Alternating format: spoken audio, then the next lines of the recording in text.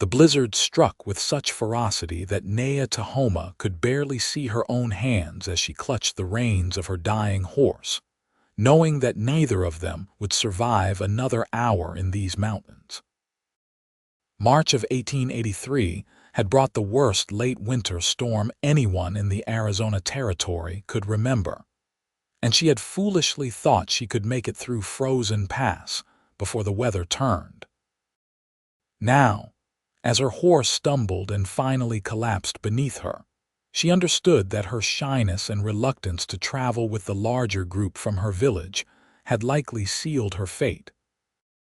The animal's labored breathing created small clouds in the frigid air, and Naya felt tears freeze on her cheeks as she whispered Apache prayers over the loyal mare who had carried her this far. She had been traveling to visit her cousin in a settlement near Tucson, carrying medicine for a sick aunt, but the storm had blown in from nowhere, turning the mountain pass into a death trap. Naya pulled her woven blanket tighter around her shoulders, but it did little against the wind that cut through her like a knife. Her horse gave one final shudder and went still, leaving Naya completely alone in the white wilderness. She had always been the quiet one in her family, the daughter who preferred to listen rather than speak, who would rather tend the cooking fires than join in the social gatherings. Her mother had worried about her making this journey alone, but Naya had insisted, wanting to prove she could be brave, wanting to show she was capable of more than just fading into the background. Now that determination seemed like pure foolishness. She tried to stand, but her legs were numb from cold and hours in the saddle. The snow was already beginning to cover her fallen horse, and she knew it would cover her too if she did not find shelter soon. Naya forced herself to move, to put one foot in front of the other, though she had no idea which direction would lead to safety. The world had become nothing but white and gray, the wind howling like angry spirits, and she could feel herself growing sleepy, which she knew meant the cold was winning. She stumbled forward, fell, pushed herself up again. Her mind began to wander, thinking of her family's warm lodge, of her mother's stew, of the stories her grandfather used to tell by the fire. She thought of how she had never been courted by any of the young men in her village, how her shyness had kept her from ever really being seen. It seemed a shame to die without ever having lived fully, without ever having felt the kind of love the elders sang about in their songs. The snow was getting deeper, or perhaps her legs were getting weaker. Naya fell again, and this time found it harder to rise. She could barely feel her hands and feet now. Part of her wanted to simply lie down and let sleep take her, but something stubborn in her core refused to give up. She crawled forward on her hands and knees, though she did not know toward what. The wind screamed and the snow blinded her, and she was so very tired. Then she heard something, a sound that was not wind or snow. Naya lifted her head, trying to focus her failing vision. Was that a voice? She tried to call out, but her throat was too frozen, her voice too weak. The sound came again, closer now, and she realized it was someone shouting. A man's voice, rough and urgent. She tried to wave, but her arms would not cooperate. Strong hands suddenly gripped her shoulders. A face appeared above her, weathered and concerned, with blue eyes that seemed startling in their intensity. The man was saying something, but the wind stole his words. Naya felt herself being lifted, felt the warmth of another body against hers, and then she knew nothing more as consciousness finally fled. Warmth returned slowly, painfully. Naya became aware of a crackling fire, of rough wool blankets wrapped around her, of feeling returning to her extremities in waves of needles and pins. She tried to open her eyes, but even that seemed to require more strength than she possessed. Gradually, she became aware of movement nearby, of someone adding wood to the fire, of the blessed absence of wind. "Easy now," a voice said, low and careful. "You are safe. Just rest." Naya's eyes finally opened to find herself in what appeared to be a small cave, firelight dancing on stone walls. The man who had found her was crouched by the fire, and now that she could see him properly, she took in his appearance. He was young, perhaps in his middle 20s, with sandy hair that needed cutting and several days' worth of beard on his face. He wore typical cowboy clothing, all of it worn and weathered, and his hat sat on a rock nearby, snow still melting from its brim. "I thought I had lost you there for a while," he said, glancing over at her. His voice carried an accent she could not quite place, something from the eastern states, perhaps. "You were half frozen when I found you. What in God's name were you doing out in that storm?" Naya tried to speak, but her voice came out as barely a whisper. The man quickly moved to her side, holding a canteen to her lips. The water was cold but felt like heaven on her parched throat. She drank slowly, then found her voice. "My horse," she managed. "She fell." "I know. I found you about 100 yards from where your horse went down." He settled back on his heels, studying her with those piercing blue eyes. "Name is Colt Fairfax. I have a small ranch about 5 miles south of here. Was heading back from Bisbee when the storm hit. Figured I would wait it out in this cave. Been using it as a shelter for years. Lucky thing I heard you moving around out there, or I never would have known you were there." "Naya," she whispered.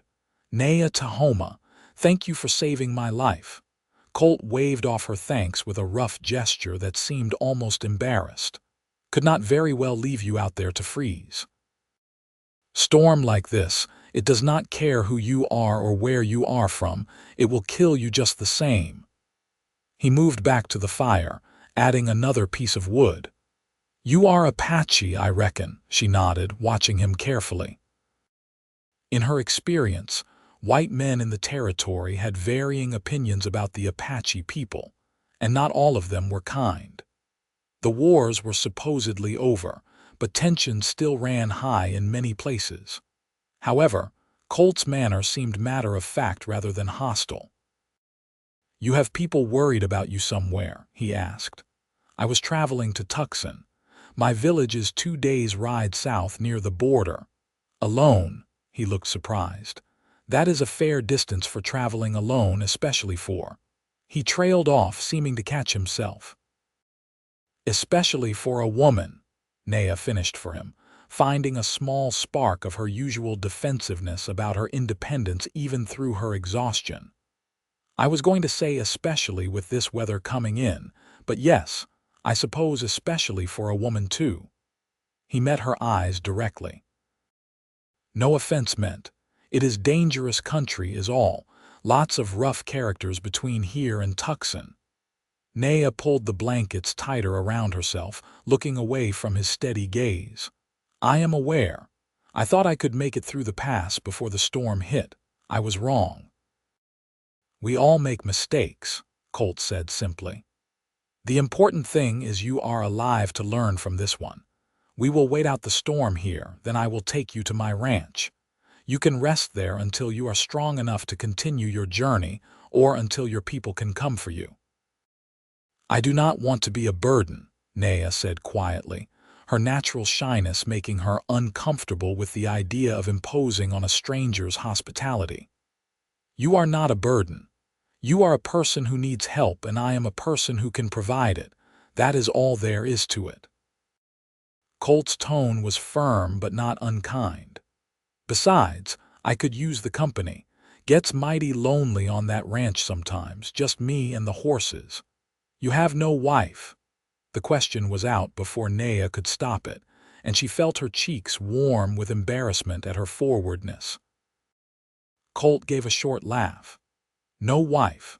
No family at all really, except for a cousin back in Missouri I have not seen in 5 years. Came out west to make my fortune, like every other fool with more ambition than sense. Turned out ranching is harder work than I figured, and the fortune part is taking a lot longer than expected." Despite her situation, Naya found herself curious about this man who had saved her life. "You are from Missouri, then?" "Born and raised, though I left when I was 20. That was 6 years ago now. Worked as a ranch hand for a while, saved up enough to buy my own spread. It is not much, just a small operation, but it is mine." There was pride in his voice, the kind that came from hard-won accomplishment. The wind howled outside the cave, reminding them both of the deadly storm still raging. Colt checked his supplies, pulling out some dried beef and hardtack. "Not much of a meal, but it will keep us going until the storm passes. Should not be more than another day or two." He offered her the food, and Naya took it gratefully, suddenly aware of how hungry she was. They ate in comfortable silence, the fire crackling between them. Naya found herself stealing glances at him, noting the way his hands moved with practiced efficiency, the way he seemed completely at ease in this rough shelter. There was something solid about him, something dependable that made her feel safe despite being alone with a strange man in the middle of nowhere. "Tell me about your village," Colt said after a while, settling back against the cave wall. "If you do not mind talking about it, that is." Naya hesitated. She was not used to sharing much about herself, especially with outsiders. But something about the enforced intimacy of their situation, about the fact that this man had saved her life, made her want to open up in a way she usually avoided. "It is small," she began slowly. "Maybe 30 families.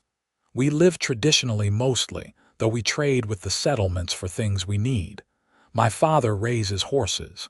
He is known for breeding good stock, strong and smart. My mother weaves baskets that people come from far away to buy." "And what do you do?" Colt asked, genuine interest in his eyes. "I help my mother with the weaving. I also know plants, herbs for medicine and healing. That is why I was traveling to Tucson. My aunt is sick and I was bringing medicine." Naya's hand went to the small pouch at her belt, relieved to find it still there. At least if she survived this ordeal, she would still be able to complete her mission.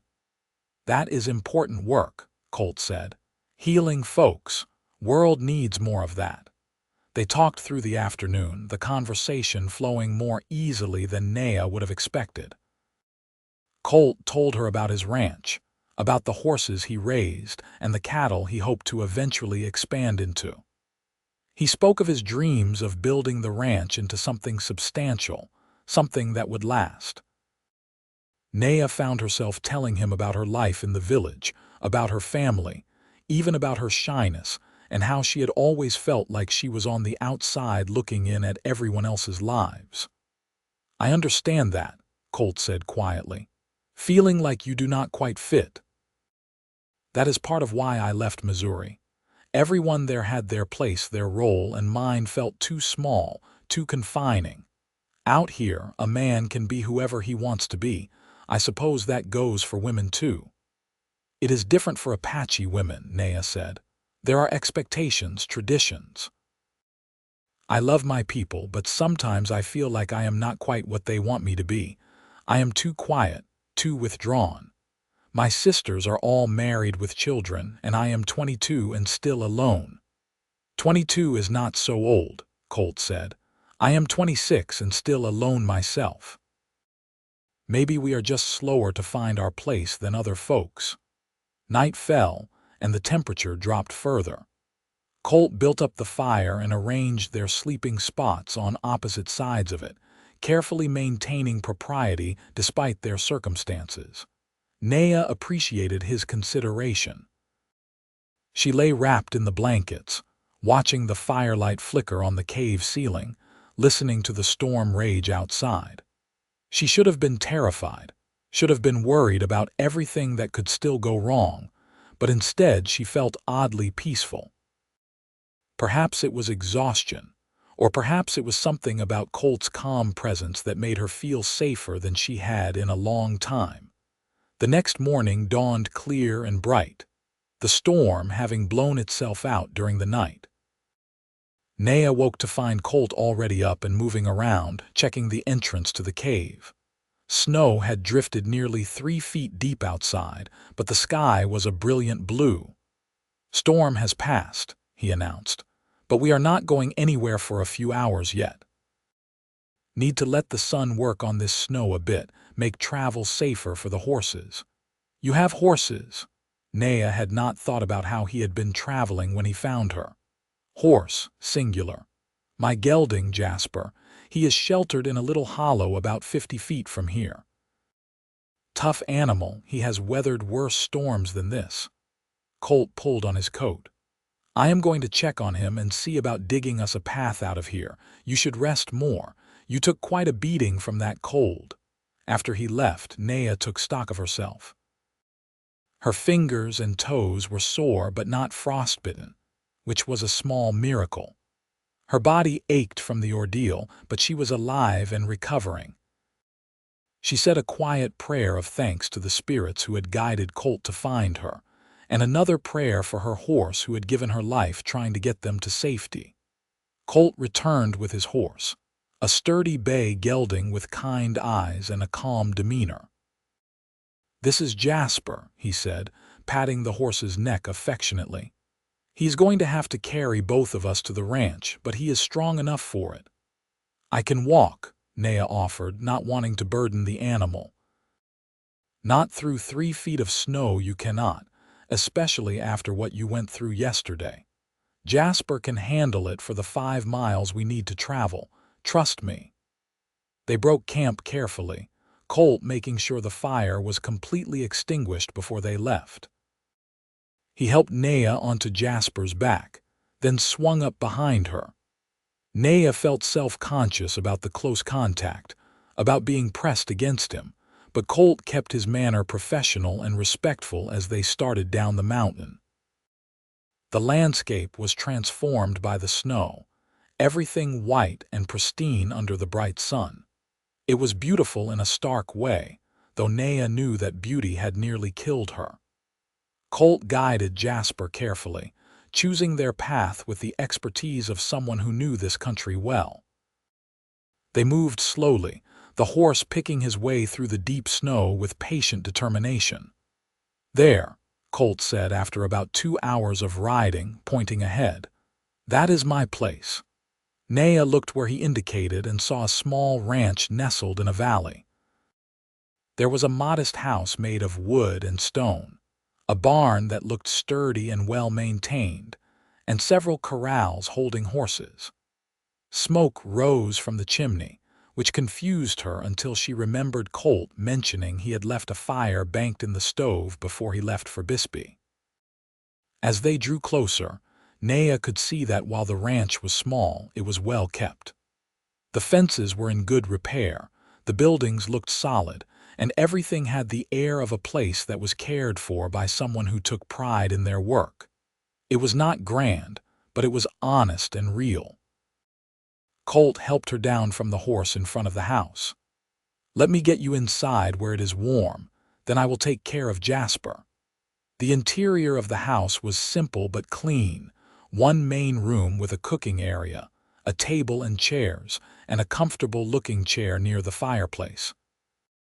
A doorway led to what Naya assumed was a bedroom. The walls were bare wood, but everything was neat and organized. Colt quickly built up the fire in the stove and then led her to the chair. "Sit and warm yourself. I will be back in a few minutes once I have seen to Jasper." True to his word, Colt returned shortly, stamping snow from his boots. He immediately set about making coffee and heating up some stew that had been stored in the cold box. Naya watched him work, noting how comfortable he was in his domestic space. Many men she knew would have been helpless in a kitchen, but Colt moved with easy confidence. "You must think I am very foolish," Naya said quietly, "for getting caught in that storm." Colt looked up from the pot he was stirring. "I think you are human. Humans make mistakes. I have made plenty of them myself." He poured coffee into 2 tin cups and brought her one. "I once tried to drive cattle through a river crossing after 3 days of rain. Lost half the herd and nearly drowned myself. That was foolish. What you did was just unfortunate timing." "You are kind to say so. I am honest to say so. There is a difference." He returned to the stove, ladling stew into bowls. "Besides, if you had not gotten caught in that storm, I never would have met you, and I find myself glad that I did." Naya felt her cheeks warm at his words. She was not used to such directness, especially from a man. "I am glad to have met you too, though I wish it had been under better circumstances." They ate together, and Naya found the food delicious despite its simplicity.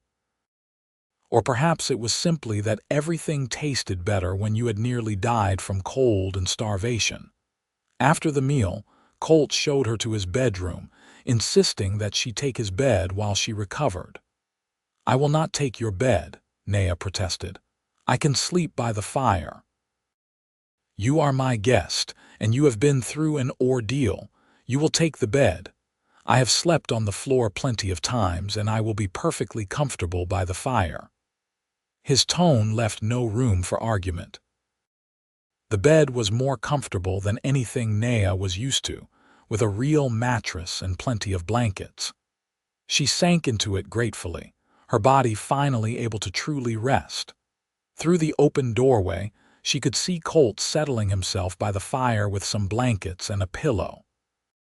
Despite her exhaustion, she found herself watching him, wondering about this man who had saved her life and was now treating her with such consideration. Over the next few days, Naya recovered her strength while Colt went about his daily ranch work. He had offered to take her to Tucson immediately, but Naya insisted on staying until she was fully recovered, not wanting to slow him down or put him in danger if her weakness caused problems on the trail. Besides, if she was honest with herself, she was not in a hurry to leave. Each evening, Colt would return from his work, and they would share a meal, talking long into the night about everything and nothing. Naya found herself opening up to him in ways she never had with anyone else. Perhaps it was because he was an outsider to her world, or perhaps it was simply because he listened with genuine interest, never judging, never interrupting. She told him about her childhood, about learning to weave from her mother, about the stories her grandfather told of the old ways. She spoke of her dreams of being more than just a quiet girl in the background, of wanting to be seen and valued for who she was. Colt listened to all of it, his blue eyes steady and attentive. In turn, he shared more of his own story. He spoke of growing up on a farm in Missouri, of losing both his parents to illness when he was 19, of the restlessness that had driven him west. He told her about the hard years of working for other men, saving every penny, learning everything he could about ranching. He spoke of buying this land 3 years ago, of the satisfaction of building something with his own hands. "Sometimes I wonder if I made the right choice," he admitted one evening as they sat by the fire. "It is a hard life and a lonely one. But then I look at what I have built here, and I feel like I am finally where I belong." "I think you did make the right choice," Naya said softly. "You have created something good here. I can see it in everything you do, in how you care for your animals and how you maintain your home. This is a place built with love." Colt looked at her with an expression she could not quite read. "Thank you for saying that. It means more than you might think." On her 4th day at the ranch, Naya insisted on helping with the work. Colt protested at first, but she was firm. "I cannot just sit and do nothing while you work all day. Let me help. I am strong and I am recovered now." He finally agreed, and Naya found herself working alongside him, feeding the horses, mucking out stalls, mending fences. The work was different from what she was used to in her village, but satisfying in its own way. She enjoyed being useful, enjoyed the way Colt showed her how to do things without being condescending, treating her as a partner rather than a burden. More than that, she enjoyed working beside him, enjoyed the easy companionship that had developed between them. Sometimes they would work in comfortable silence. Other times they would talk and laugh. Naya found herself laughing more in these few days than she had in months back home. One afternoon, as they were repairing a section of fence, Colt's hand accidentally brushed hers as they both reached for the same tool. The contact sent an unexpected jolt through Naya, and when she looked up, she found Colt watching her with an intensity that made her breath catch. "I am going to miss you when you leave," he said quietly. Naya's heart began to beat faster. "I will miss you too. Naya, I know we have not known each other long, but these past few days, talking with you, working beside you, it has felt more right than anything has in a long time." He set down the tool and turned to face her fully. "I know you have a life with your people, and I respect that. But I want you to know that if you ever wanted to stay, if you ever wanted to make a life here, I would welcome it. I would welcome you." Naya felt as though the world had shifted beneath her feet. No one had ever spoken to her this way, with such honest regard, such clear appreciation for who she was. "Colt, I do not know what to say. You do not have to say anything right now. I just wanted you to know." He picked up the tool again, but his hands were shaking slightly. "I would never presume to know what is right for you, what would make you happy. I just know that having you here has made me happier than I have been in a very long time." That night, Naya lay in bed unable to sleep, her mind racing. She thought about her life in the village, about the expectations she had always felt she was failing to meet. She thought about Colt, about the way he made her feel seen in a way no one else ever had. She thought about the ranch, about how peaceful she had felt here, how free. The next morning she found Colt making breakfast, his movements careful and quiet as always. "I need to continue to Tucson," she said. "My aunt needs the medicine I carry." Colt nodded, his expression carefully neutral. "Of course. We can leave this morning if you are ready. But after I have delivered the medicine and seen my family, I would like to come back here, if your offer was genuine." Colt's head snapped up, hope blazing in his eyes. "It was genuine. It is genuine. Then I would like to accept it. I would like to try making a life here with you." Naya felt terrified and exhilarated all at once. "I have spent so much of my life being afraid, being quiet, hiding myself away. But with you, I feel like I can be myself. I feel like I am finally being seen." In 2 strides, Colt crossed the room and took her hands in his. "You are seen. I see you, Naya Tahoma, and what I see is someone brave and kind and beautiful. If you give me the chance, I will spend every day making sure you know how valued you are." Naya felt tears spring to her eyes. "No one has ever spoken to me the way you do. Then everyone else is a fool." Colt raised one hand to gently cup her face, his thumb brushing away a tear. "May I kiss you?" In answer, Naya rose on her toes and closed the distance between them. The kiss was soft and sweet, full of promise and hope. When they finally pulled apart, both were smiling. They left for Tucson later that morning, both riding Jasper, though Colt promised to help Naya acquire a new horse once they returned. The journey took 2 days, with Colt insisting they take it slow and stay at a proper inn in Bisbee overnight. He was the perfect gentleman, getting them separate rooms, treating her with respect and care. When they reached the settlement where Naya's aunt lived, she was relieved to find the older woman still alive, though weak. The medicine Naya had brought seemed to help almost immediately, and her aunt's family was grateful beyond words. They invited Colt to stay with them, and over the next few days, he met various members of Naya's extended family. Naya watched nervously as Colt interacted with her relatives, worried about how they would react to him, to the idea of her being with a white man. But Colt's genuine respect and easy manner won most of them over. He asked questions about their customs, showed interest in their lives, and never once acted as though his way of living was superior to theirs. After a week, Naya knew she needed to return to her home village to speak with her parents. Colt offered to come with her, but she decided it would be better to go alone first. "I need to prepare them," she explained. "This will be unexpected news and I want to present it properly."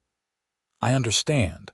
I will return to the ranch and wait for you. Take whatever time you need." He held her close.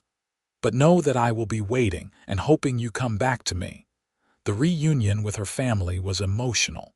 Her mother wept with relief at seeing Naya alive after word had reached the village about the terrible storm. Her father held her tight and thanked the spirits for her safe return. But when Naya explained what had happened and what she had decided, the reactions were mixed. Her mother was worried. "You barely know this man. How can you be sure this is right?" "I cannot be completely sure," Naya admitted. "But I have never felt about anyone the way I feel about Colt. He sees me, Mother. He values me for who I am, not who he wants me to be." Her father was more pragmatic. "What kind of life will you have with this cowboy? Will he treat you well? Will he respect your people?" "He already has shown me nothing but respect. He has shown all of you respect. As for what kind of life we will have, I believe it will be a good one. We will build it together." Her sisters had varying reactions, from excitement to skepticism. But it was her grandfather, the oldest member of their family, who gave his blessing. "This man saved your life when the mountain tried to claim it. That is not a small thing. The spirits guided him to you for a reason. If your heart tells you this is right, then you should listen." Naya stayed with her family for 2 weeks, helping them understand her decision, preparing for this new chapter in her life. She packed her belongings, knowing she would be leaving her village for a very different kind of life. Her mother helped her gather her weaving materials, her herbs and medicines, all the tools of her craft. "You will always have a home here," her mother said on the day Naya was preparing to leave. "If things do not work out, if you need us, you come back. Do you understand?" "I understand." "Thank you, Mother." Naya hugged her tight. Her father gave her one of his finest horses as a parting gift, a young mare with a gentle disposition. "This is Strong Wind's daughter. She is fast and intelligent, and she will carry you well. Take care of her, and she will take care of you." The ride back to Colt's ranch felt both endless and too short. Naya's heart raced with anticipation and nervousness. She was really doing this, really choosing to make a life with a man she had known for less than a month. It should have felt reckless, but instead it felt right in a way nothing else ever had. When she finally arrived at the ranch, Colt was working in the corral. The moment he saw her, his face lit up with a joy so pure it took her breath away. He vaulted over the fence and ran to her, helping her down from her horse and sweeping her into his arms. "You came back," he said, his voice rough with emotion. "I came back," she confirmed. "I am home." That night they talked late into the evening about practical matters. How they would combine their lives, what changes might need to be made to the house, how Naya's skills with herbs and weaving could contribute to their livelihood. But underneath all the practical talk was a current of something deeper, a recognition that they were choosing to build a life together, to face whatever came as partners. "We should get married properly," Colt said. "I want to do this right, Naya. I want everyone to know you are my wife, that we are committed to each other." "How do we do that?" Naya asked. "Your customs and mine are different, then we honor both." "We can have a ceremony with a preacher in Bisbee, and then we can have a ceremony with your people according to their traditions. 2 weddings, 2 ways of making the same promise." Naya felt warmth spread through her chest. "You would do that? Participate in an Apache wedding ceremony?" "I would do anything that makes you happy, and anything that honors where you come from. Your people, your traditions, they are part of who you are. I want to respect that, to celebrate it." The next few weeks were busy ones. Colt took Naya to Bisbee, where they met with the local preacher and arranged for a simple ceremony. They also visited the general store, where Colt insisted on buying Naya fabric for new dresses, though she protested at the expense. "You are going to be my wife," he said firmly. "Let me provide for you. It makes me happy to do so." Naya was not used to being provided for in this way, not used to someone wanting to give her things simply because it brought them joy. She was learning to accept Colt's generosity, to understand that for him, it was an expression of love. They were married on a bright April morning in 1883 in the small church in Bisbee. Naya wore a simple blue dress, and Colt wore his best clothes, his hair neatly trimmed and his beard shaved clean. The ceremony was brief but meaningful, the preacher speaking about love and commitment and the joining of two lives. When Colt kissed her as his wife for the first time, Naya felt a completeness she had never experienced before. This was right. This was where she belonged. 2 weeks later, they traveled to Naya's village for the Apache ceremony. Her family had prepared everything, and while some members of the community were still uncertain about Naya's choice, most welcomed Colt with cautious respect. The ceremony was longer and more involved than the one in Bisbee, with songs and prayers and rituals that connected them not just to each other, but to the land and the spirits and the long history of Naya's people. Colt participated in everything with sincere respect, following the guidance of Naya's father and grandfather, showing that he understood the significance of what they were doing. By the end of the ceremony, even the most skeptical members of the community seemed to have softened toward him. They spent a week with Naya's family, and Colt took the time to learn more about Apache customs and traditions. He asked questions, listened to stories, and showed genuine interest in understanding Naya's heritage. Naya's mother taught him some words in Apache, and her father took him riding to see the land where Naya had grown up. On the journey back to the ranch, Colt was quiet, thoughtful. "Finally," he said, "I want you to know that I will never ask you to leave your people behind completely. We will visit often, and they will always be welcome at our home. Your culture, your traditions, they matter. They are part of you, and therefore they are important to me." Naya leaned against him as they rode, feeling tears of gratitude prick her eyes. "How did I get so lucky as to find you?" "I think we found each other, or maybe the spirits guided us together like your grandfather said." He pressed a kiss to the top of her head. "Either way, I am grateful every day." Life on the ranch settled into a rhythm. Naya took to her new life with determination, learning the skills she needed to be a rancher's wife. She learned to cook on the iron stove, to preserve food for the winter, to help with the birthing of foals and the mending of tack. In turn, she taught Colt about the herbs and medicines she knew, showing him which plants were useful and how to prepare them. She also continued her weaving, and Colt built her a small workspace in the corner of their main room where she could work. Word spread about her beautiful baskets and her knowledge of healing herbs, and soon people from Bisbee and the surrounding ranches were coming to trade with her. The extra income was helpful, but more than that, Naya enjoyed feeling useful, feeling like she was contributing to their household in meaningful ways. Their first summer together was hard work, but filled with joy. They labored side by side in the hot Arizona sun, building their life together one fence post and fence rail at a time. Colt expanded the horse herd, and Naya proved to have a natural gift with the animals, a gentle way that made even the most skittish horses calm in her presence. At night, they would sit on the porch Colt had built, watching the sun set over the mountains, talking about their dreams for the future. They spoke of eventually buying more land, of building a bigger house, of all the possibilities that lay ahead. "Are you happy?" Colt asked her one evening, his arm around her shoulders as they watched the stars come out. "Happier than I have ever been," Naya answered honestly. "I used to think I was meant to be alone, to always be on the outside. But with you, I feel like I finally found where I belong.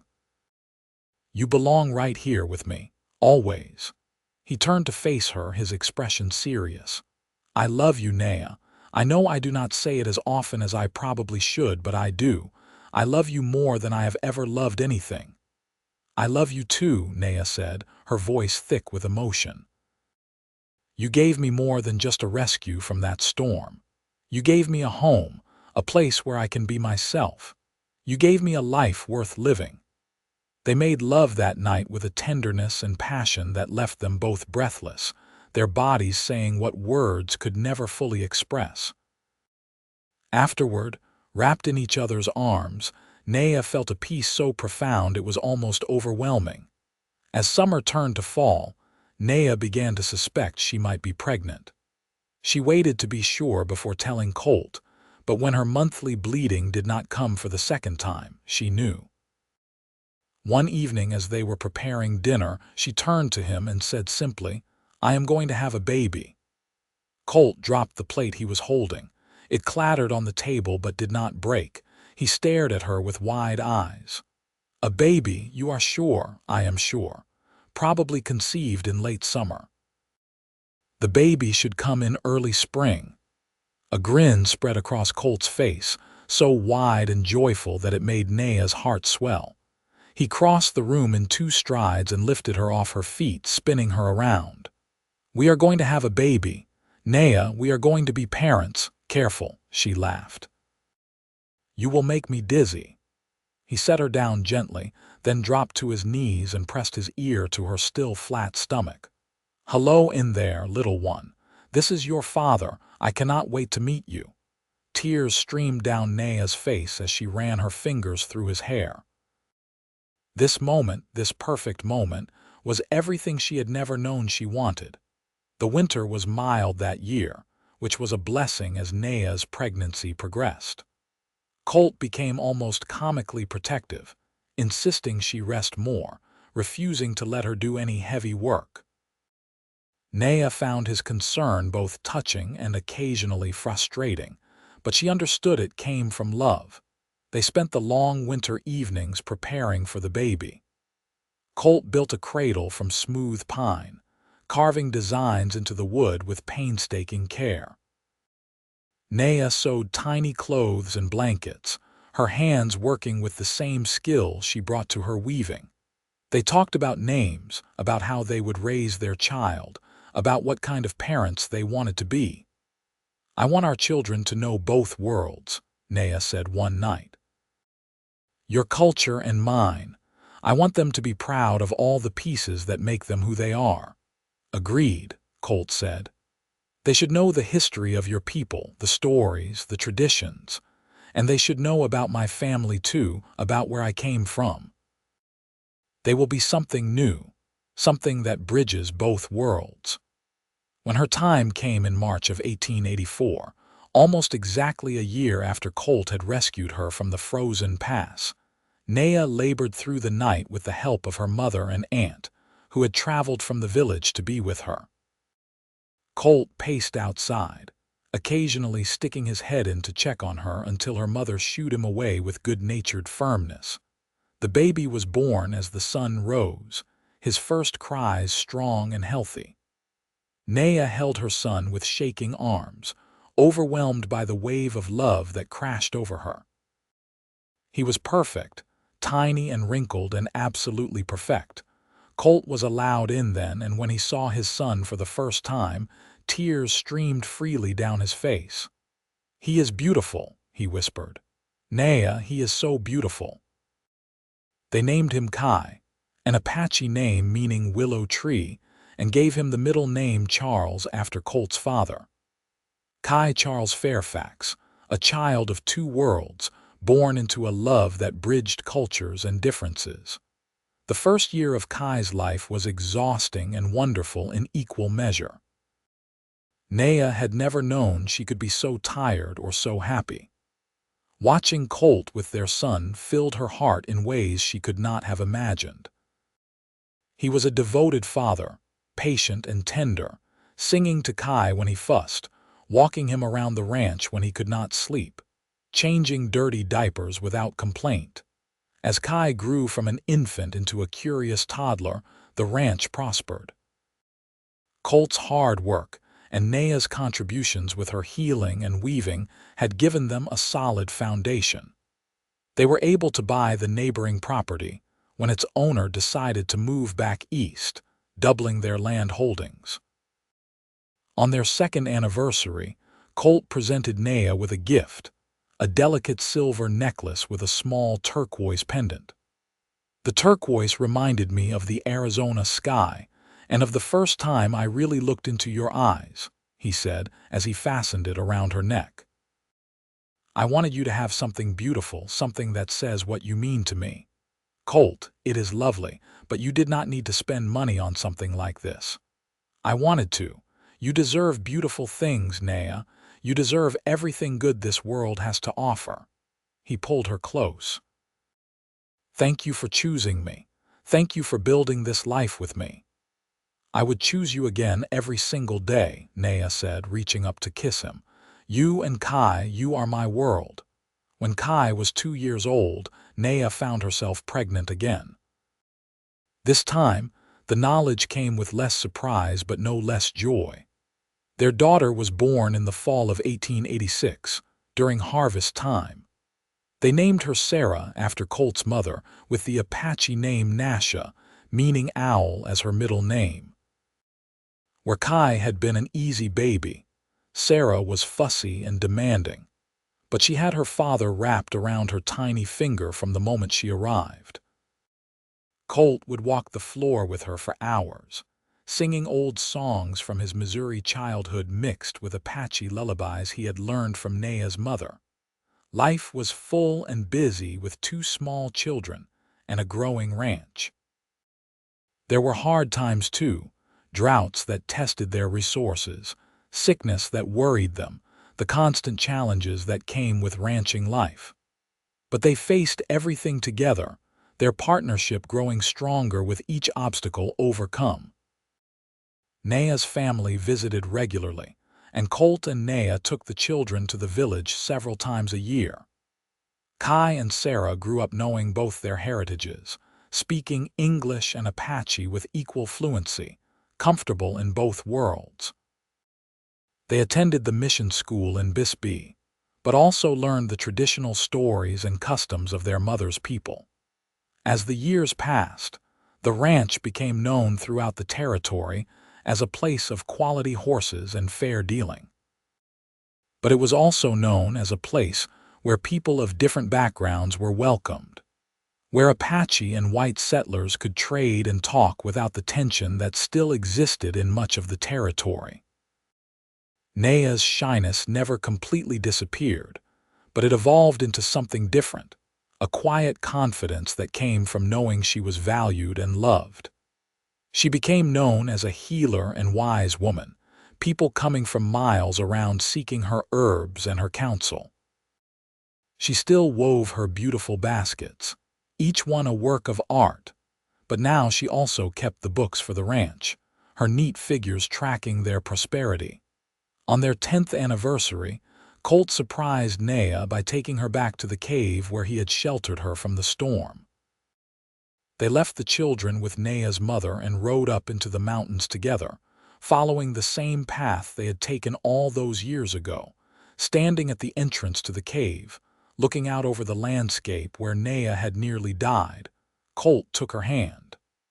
"I come up here sometimes," he admitted. "When I need to think, or when I just want to remember how we started. I think about how close I came to never meeting you, to never having this life. It makes me appreciate every single day we have together." "I think about it too," Naya said softly. "I was so lost that day, so cold and afraid. And then you appeared like a gift from the spirits. You saved my life in every way a person can be saved." "We saved each other," Colt said. "You gave me a reason, Naya, a purpose beyond just surviving. You gave me a family, a real home. Before you, I was just existing. Now I am living." They made love in that cave, in the same place where their story had begun, reconnecting in the most intimate way possible.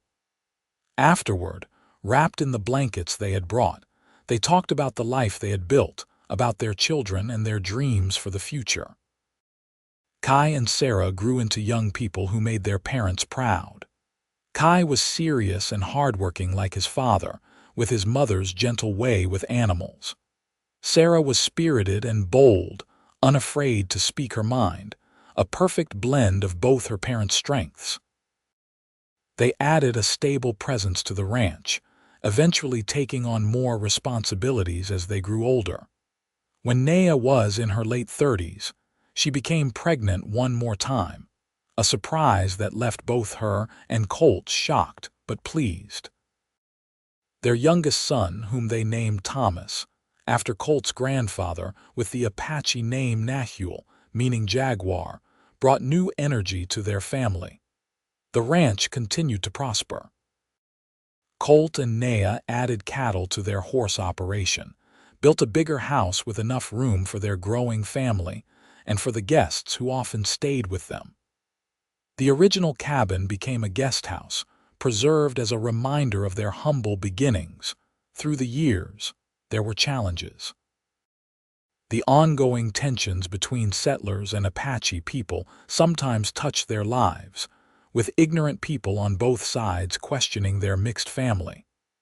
But Colt and Naya stood firm, modeling respect and understanding, showing that love could bridge divides that seemed insurmountable. There were also personal losses.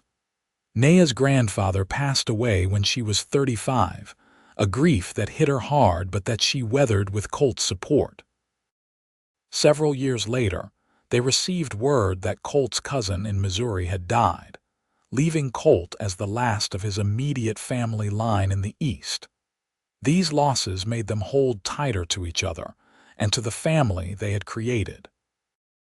As Kai came of age, he met a young woman named Emily from Bisbee, a teacher's daughter with a kind heart and a sharp mind.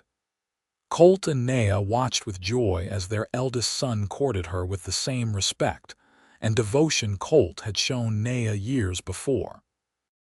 When Kai asked for Emily's hand in marriage, it felt like a continuation of the legacy of love they had begun. Kai's wedding was a large affair, attended by people from Bisbee, from Naya's village, and from ranches all over the territory.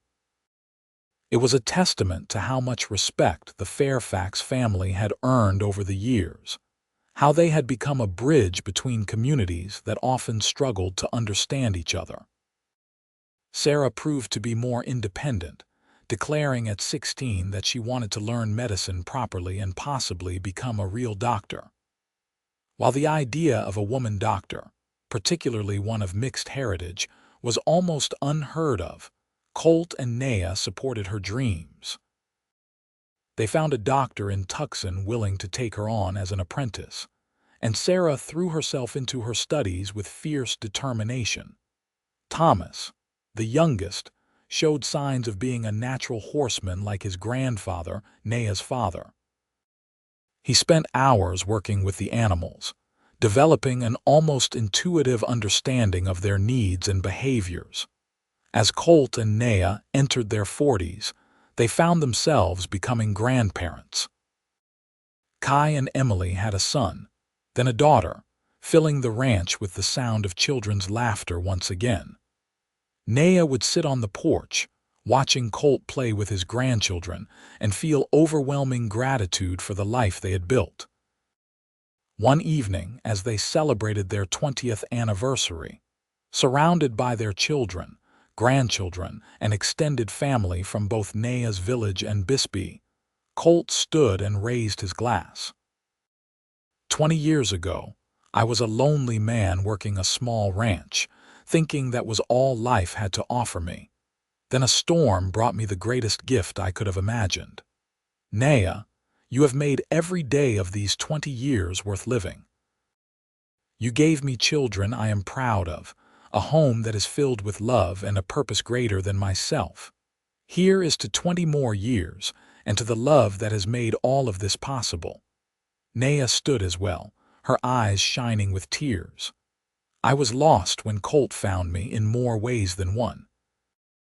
I was cold and dying, yes, but I was also lost in my life, unsure of my place in the world. Colt showed me that I did not need to fit into anyone else's expectations. He loved me for exactly who I was, and that love gave me the courage to become who I was meant to be. I am grateful for every moment, every challenge, every joy we have shared."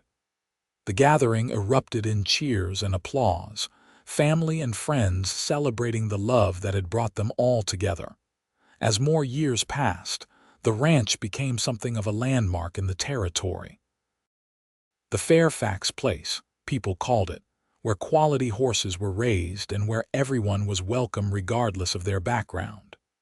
Young couples sometimes came to Colt and Naya for advice, seeing in them an example of how love could conquer differences and build something lasting.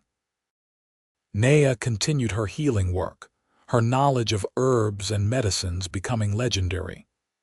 She trained several younger women, both Apache and white, passing on her knowledge so it would not be lost. She also wrote down many of the stories her grandfather had told her, preserving them for future generations. Colt remained active on the ranch well into his 50s, though he began to let Kai take on more of the day-to-day management. He took pride in what they had built, not just the physical ranch but the community they had helped create, where people of different backgrounds could work together and respect each other. When Thomas came of age, he met and fell in love with a young Apache woman from Naya's village, bringing their family full circle. Sarah achieved her dream of becoming a doctor, one of the first women doctors in the territory, and set up a practice that served everyone regardless of their ability to pay or their background. As Colt and Naya entered their 60s, they had the satisfaction of seeing their children settled and happy, of playing with numerous grandchildren, of knowing their legacy would continue. The ranch was prosperous and well established, a testament to decades of hard work and love. One spring evening, 35 years after the storm that had brought them together, Colt and Naya sat on the porch of their home, watching the sunset paint the mountains in shades of gold and purple. Their hands were clasped together, fingers intertwined as they had been countless times over the years. "You remember that cave?" Colt asked, his voice still strong despite his age. "Every day," Naya answered. "I remember thinking I was going to die, and then suddenly you were there. My miracle in the snow. My miracle was having the sense to check that cave. 5 minutes later, 5 minutes earlier, and I might have missed you. The timing had to be perfect."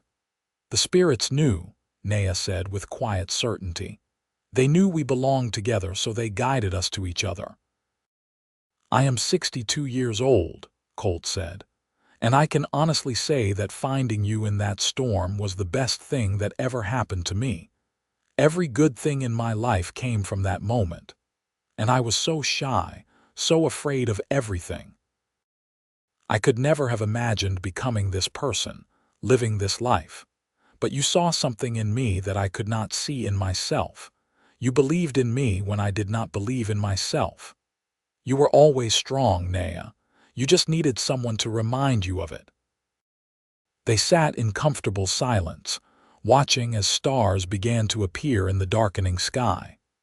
From inside the house, they could hear their grandchildren playing, their laughter floating out through the open windows. Kai's voice called the children to come wash up for supper, and Emily's answering laugh rang out. "We did good," Colt said softly. "We did very good," Naya agreed. As night fell fully over the ranch, over the life they had built together, Colt pulled Naya close against his side.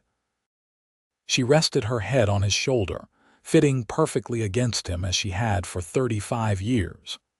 The temperature was dropping with the setting sun, but neither of them moved to go inside just yet. They had weathered so many storms together since that first one in Frozen Pass. Droughts and floods, sickness and health, joy and sorrow. Through it all, their love had remained constant, the foundation upon which everything else was built. "I love you," Colt whispered into the gathering darkness. "From that first moment in the cave to this moment right now, I have loved you with everything I am." "And I love you," Naya responded. "My home, my heart, my everything." Eventually, they would go inside to join their family for supper, to laugh and talk and enjoy the simple pleasure of being together. But for now, they remained on the porch, two people who had found each other against all odds, who had built a love that spanned cultures and decades, who had created not just a family but a legacy. The story that had begun with a desperate struggle for survival in a deadly storm had become a tale of enduring love, of courage and commitment, of two people who chose each other every single day. It was a story that would be told to their grandchildren and great-grandchildren, a reminder that love could bridge any divide, overcome any obstacle, if two people were willing to work for it and believe in it. As the moon rose over the Arizona landscape, casting silver light across the ranch, Colt and Naya finally stood and walked hand in hand into their home, into the warmth and light and love that awaited them there. Behind them, the mountains stood eternal, keeping watch over Frozen Pass where their story had begun, where a cowboy had rescued a shy Apache woman and discovered that in saving her life, he had found his own. Their love had become a beacon in a time and place where division often reigned, showing that understanding and respect could triumph over prejudice, that two people from different worlds could create something beautiful together. The ranch they built became a symbol of what was possible when people chose love over fear, connection over isolation. And so they lived out their days surrounded by family, by love, by the satisfaction of a life well lived.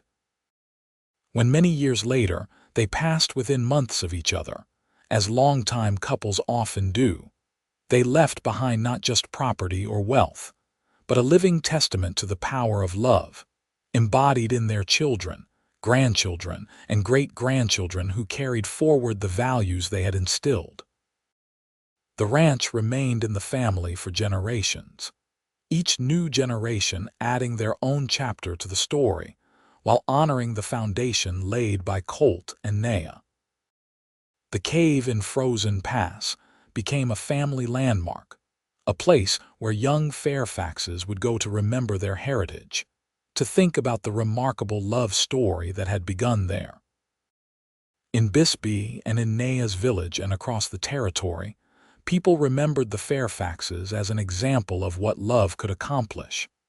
They had not just survived, they had thrived, building something beautiful out of a chance meeting in a deadly storm. Their story was one of rescue and redemption, of finding home not in a place but in a person, of two lonely souls who discovered that together they were complete. It was a story of the Wild West at its best, showing that the frontier was not just a place of conflict and hardship, but also a place where new beginnings were possible, where love could flourish in unexpected ways. And it all began with a storm, a shy Apache woman fighting for her life, and a cowboy who heard her struggles and chose to help, never knowing that in that moment he was finding his forever home in her heart, just as she was finding hers in his.